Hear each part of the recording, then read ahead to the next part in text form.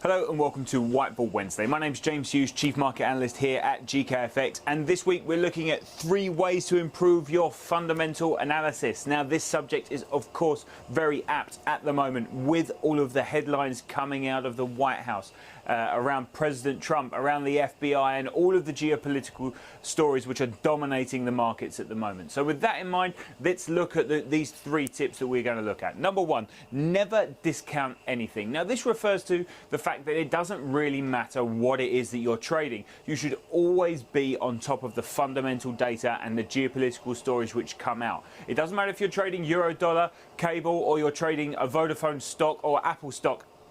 It doesn't make any difference. Every single bit of economic data can move all different aspects of the market. So never discount something because you don't think it's going to move the asset that you're trading. Everything can move everything. That's the number 1 point. Number 2, beware of the big numbers. Now this seems obviously quite self-explanatory, but always be aware when those numbers are due for release. We're talking about things like the non-farm payrolls. We're talking about things like the interest rate decisions. These things may not necessarily be as important economically. They may not be as important to you and what you think you're trading. But as we said previously, everything moves the markets.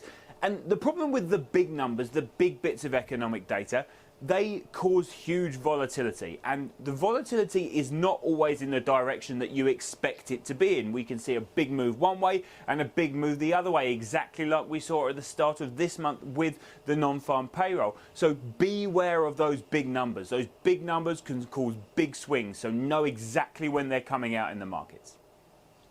Number 3, markets do not always react the way you expect. So again, this comes on to the last point that we said, that when we get various different bits of economic data, whether it be the payrolls, whether it be interest rates, or whether it be corporate stories. Remember, fundamental analysis isn't just the economic calendar. It covers all the wide reaching of news. So even if you're looking at things like Apple earnings or Tesco earnings, all of those different things, they could on the front of it look positive, but mean that the market moves in a different way. Just because you get a positive number doesn't mean that the markets go up, and vice versa. A negative number doesn't mean the markets go down. You have to look at what those numbers mean in the bigger picture, and that's what that fundamental analysis is all about. We don't just look at those bits of data, we have to look at the news stories and the news flow, and they are some of the most important things. Remember, fundamental data moves the markets all the time.